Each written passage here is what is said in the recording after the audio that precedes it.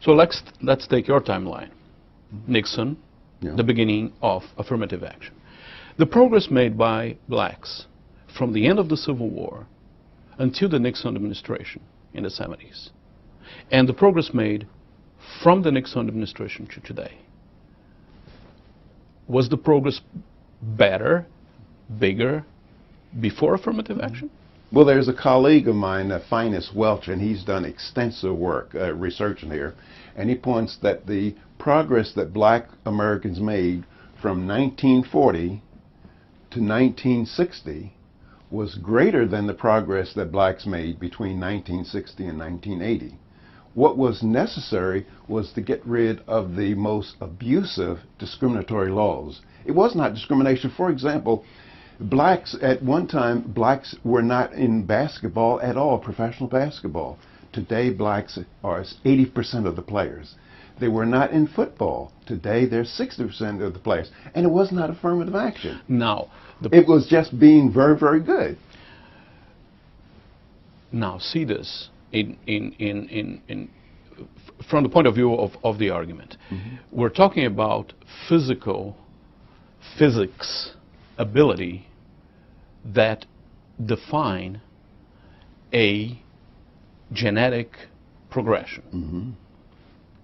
Well, genetic progression, it's a different progression than economic opportunity progression, intellectual progression. So when you talk about the fact that without affirmative action, mm-hmm. blacks have done very well in some fields like basketball, mm-hmm. isn't that a little different from doing well in a field? If you look at the question, you say, look, you add up the amount of earnings that black Americans earn each year, and it's very significant. We'll be the 14th or 15th richest nation in the world if you just thought of us as a nation. That is a tremendous gain, and I doubt whether you can attribute it to affirmative action. You would eliminate it today, quotas and all?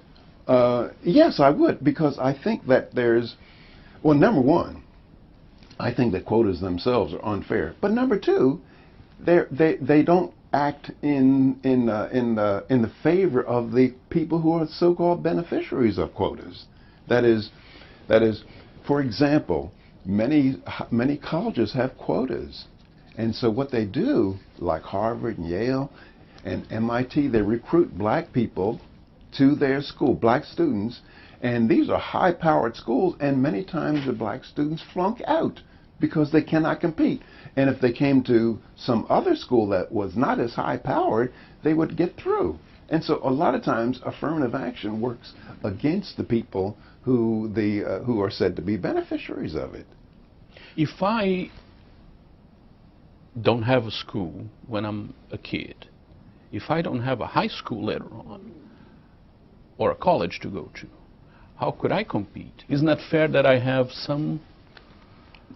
I mean, well, if you look at just, I'm not telling everybody look at my life, but if you look at my life, I grew up. I was born in the middle of the Depression, the Great Depression of the country, gross discrimination, and the way that I was able to compete with my colleagues is that, let's say when I went to UCLA, I got my doctorate at UCLA, and UCLA was ranked number 10 in terms of quality of schools in the country.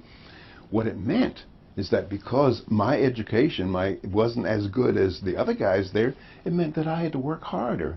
That is, I had to study longer. But I didn't get any special favors. I just studied, like maybe a guy who had a rich family, who went to middle class schools, maybe he got his assignment done in an hour. And maybe it took me 5 hours to do the same assignment.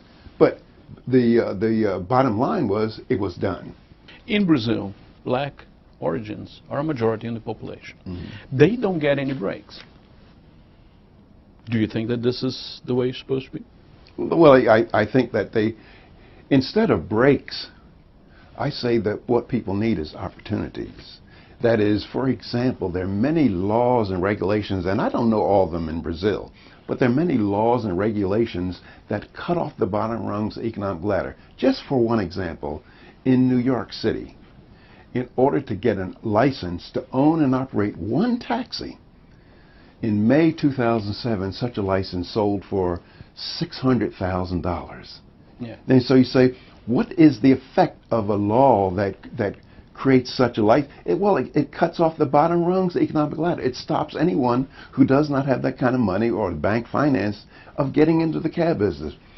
Minimum wage laws, Davis-Bacon, like in the United States, laws that set minimum wages, it discriminates against low-skilled people getting a hold onto the economic ladder.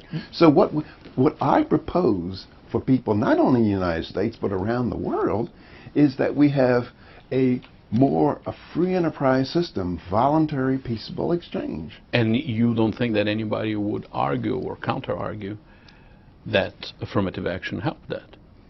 If affirmative action did not help that.